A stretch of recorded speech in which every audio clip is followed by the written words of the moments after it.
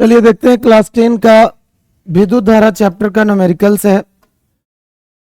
पहला सवाल बोला है कि 12 वोल्ट विभवांतर के दो बिंदुओं के बीच 2 कूलॉम आवेश को ले जाने में कितना काम किया जाएगा। मतलब आपको क्या निकालना है, काम निकालना है। तो काम को हम W से सूचित कर देंगे, W लिख देंगे। और विभवांतर दिया कितना वोल्ट, 12 वोल्ट। तो V का वैल्यू आप कितना लिख दोगे, 12 वोल्ट लिख दोगे। कि दो बिंदुओं के बीच कितना आवेश को ले जाना है, 2 कूलॉम आवेश को। तो Q इक्वल टू क्या लिखेंगे, 2 कूलॉम। देखिए न्यूमेरिकल बनाते समय इस बात का ध्यान रखना है कि कौन से डाटा दिया हुआ है और कौन से डाटा हमको निकालना है। जो दिया हुआ है उसको पहले लिख देंगे, फिर उसके बाद जो निकालना है उसको भी लिख देंगे, ताकि आसानी से पता चल सके कि इन तीनों से संबंधित फार्मूला कौन सा है। तो जो फार्मूला आप जानते हैं हम उसी को लिखते हैं, लिख देते हैं। हम जानते हैं कि, हम नहीं आप जानते हैं, हम जानते हैं कि, हम जानते हैं कि तुम मुझे बर्बाद करोगे। V equal to W by Q। तो उसी तरीके से यहां W इक्वल टू VQ लिख सकते हैं।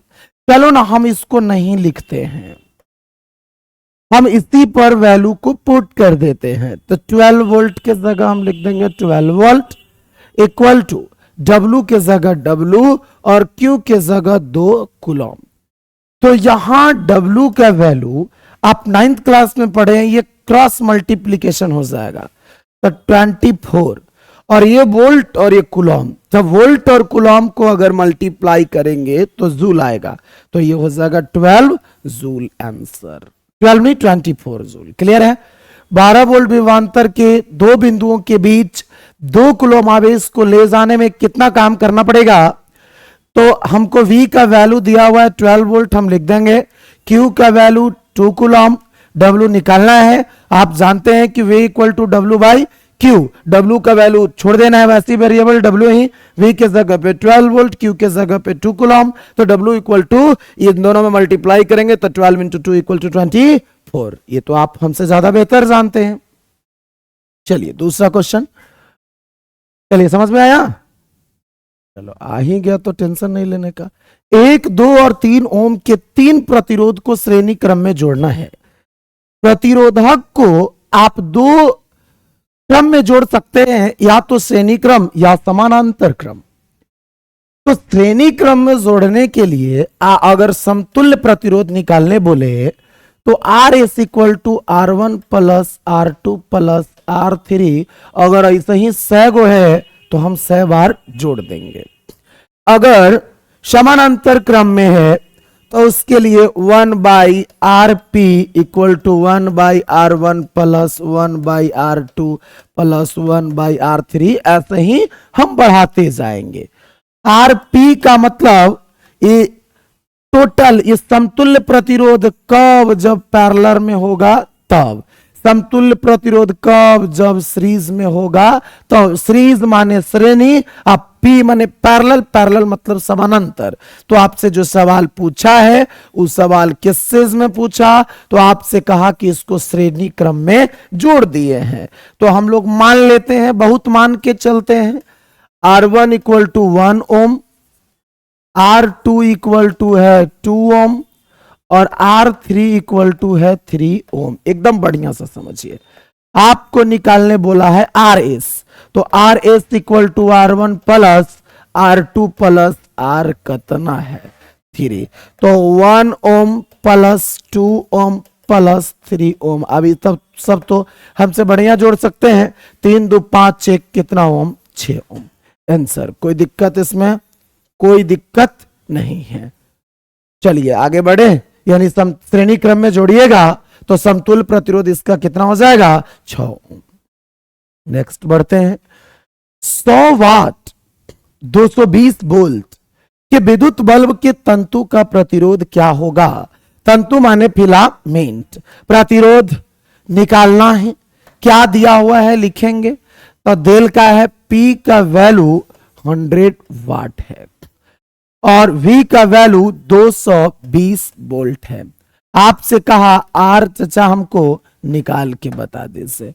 आप बहुत ही इसका आसान सा एक फॉर्मूला पढ़े हैं कि P इक्वल टू वी आई, लेकिन यहां आई दिल है नहीं, तो आप इस P के जगह वी स्क्वायर बाई आर लिख सकते हैं। वी स्क्वायर बाई क्या लिख सकते हैं? आर। ऐसा इसलिए क्योंकि I equal to V by R तो लिखते ही हैं, तो आई की जगह अगर वी वाई आर पुट कीजिएगा तो V into V equal to V square, R की जगह आर हो जाएगा। तो यहां से आपको निकालना क्या था? आर निकालना है। तो आप पहले लिख देंगे हम जानते हैं कि ध्यान दीजिएगा ये सब ऑब्जेक्टिव टाइप क्वेश्चंस है। तो P equal to V square by R, अगर कोई बात करे आर का तो R equal to V square by P लिख सकते हैं, कोई इसमें दिक्कत नहीं है।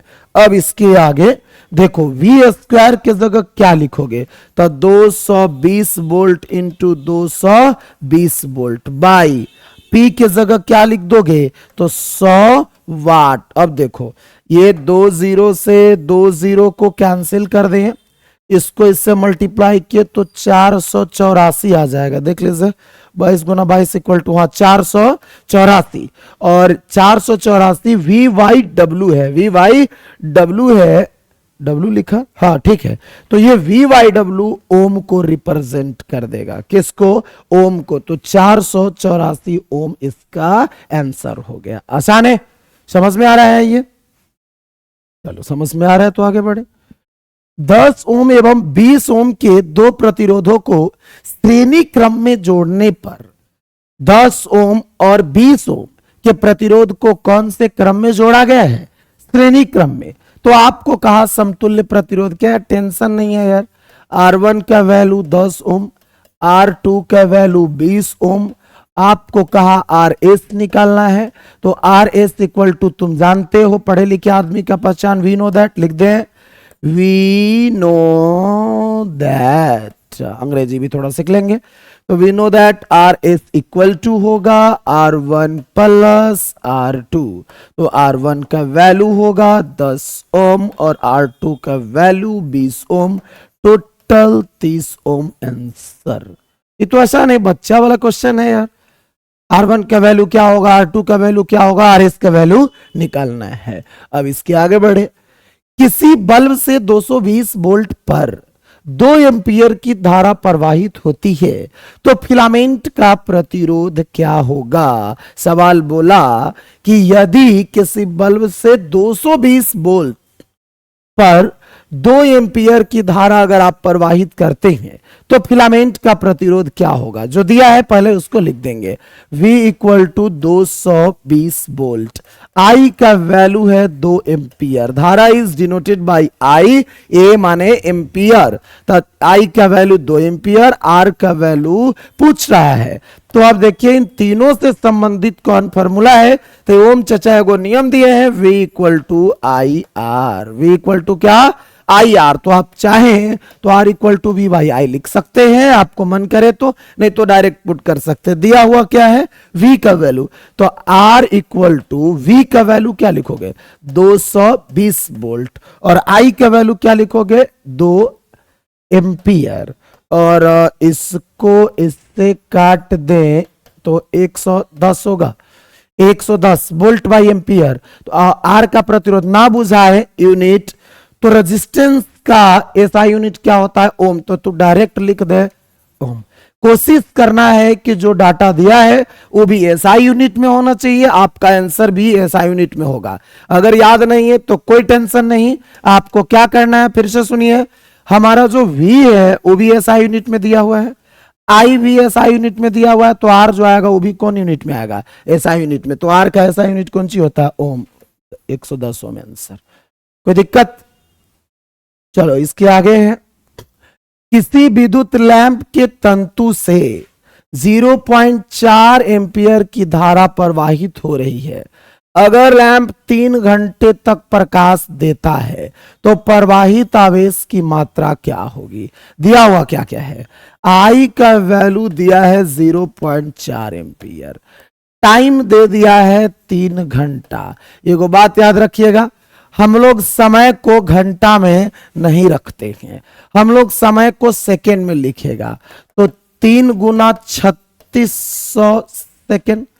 तो अगर आप कैलकुलेशन कीजिएगा तो 0 0 6 18 8 9 1 10 इतना सेकेंड आ जाएगा। एसीसी या एस भी लिख सकते हैं, कोई इसमें दिक्कत नहीं है।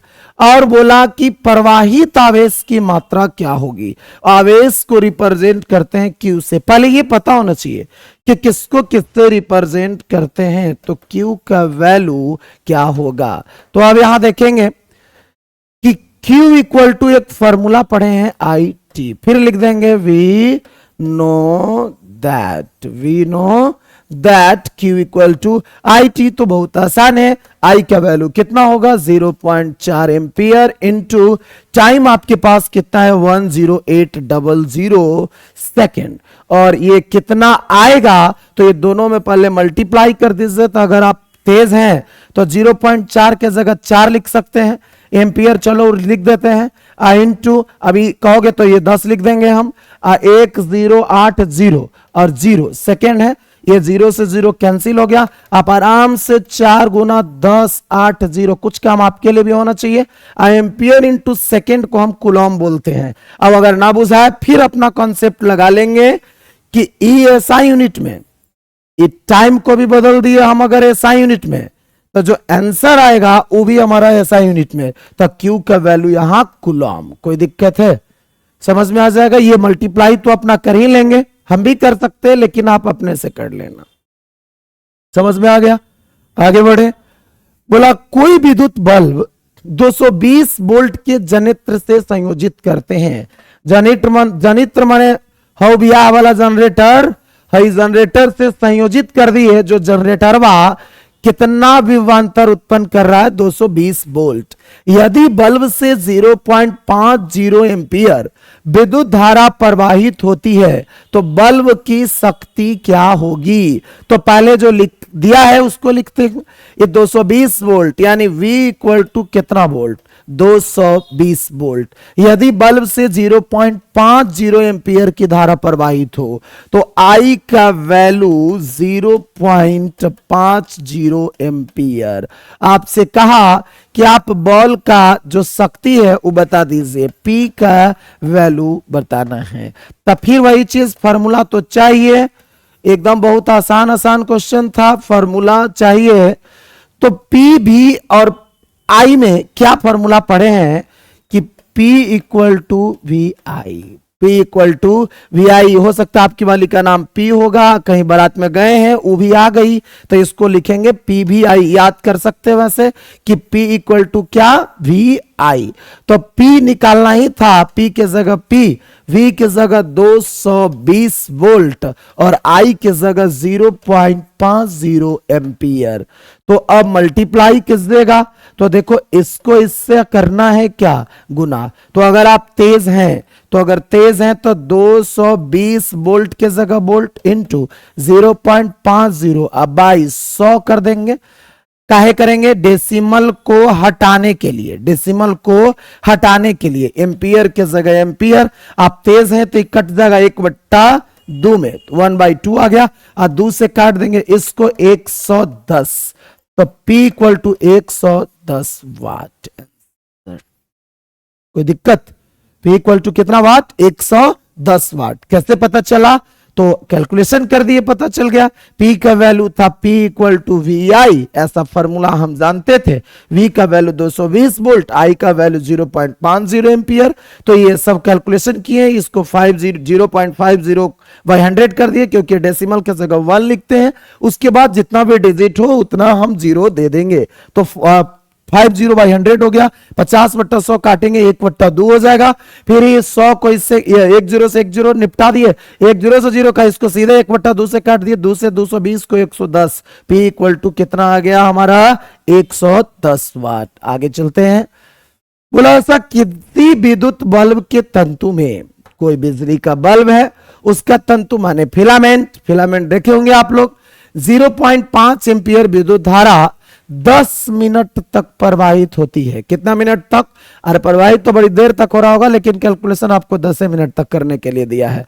10 मिनट तक प्रवाहित होती है तो विद्युत परिपथ से प्रवाहित विद्युत आवेश का परिणाम क्या होगा। मतलब आपसे आई का वैल्यू दे दिया है, आई का वैल्यू दिया है 0.5 एम्पियर। आपको ये पहचानना होगा कि दिया हुआ हमको क्या है।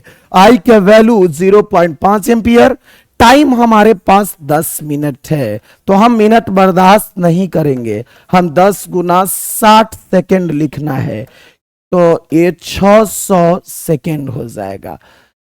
10 मिनट तक प्रवाहित होती है। तो विद्युत परिपथ से प्रवाहित विद्युत आवेश का मान क्या होगा, Q का वैल्यू निकालना है। तो अभी पीछे एक न्यूमेरिकल बनाए हैं कि Q इक्वल टू होता है IT। तो I का वैल्यू कितना है 0.5 एम्पियर और समय दिया है 600 सेकेंड। तो अब अगर इसका कैलकुलेशन करते हैं, तो अगर कैलकुलेशन कीजिएगा तो मेरे हिसाब से 300 कूलम आना चाहिए। कैलकुलेशन कर लीजिए, ये 5/10 हो जाएगा, 1 0 से 1 0 कैंसिल, तो अगर 1 0 कैंसिल तो 60 बच गया, यहां 5 बचेगा, तब 5 गुना 60 इक्वल टू 300, यानी Q का वैल्यू 300 कूलम। कोई दिक्कत है? कोई दिक्कत है तो बोलिए। चलो अब आगे। 6 वोल्ट की बैटरी से गुजरने वाले हर एक कूलम आवेश को कितनी ऊर्जा दी जा सकती है।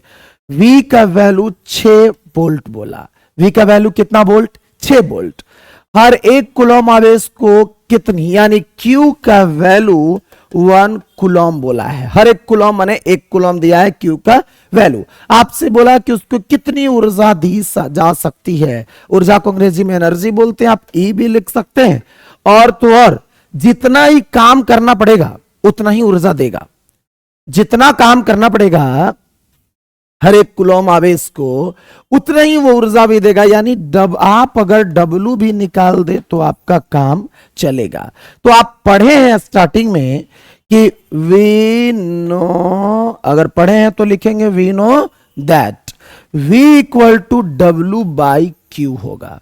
V equal to W by Q होगा, तो W equal to V Q हो जाएगा। W equal to V Q. आप इस W के जगह E भी लिख सकते हैं।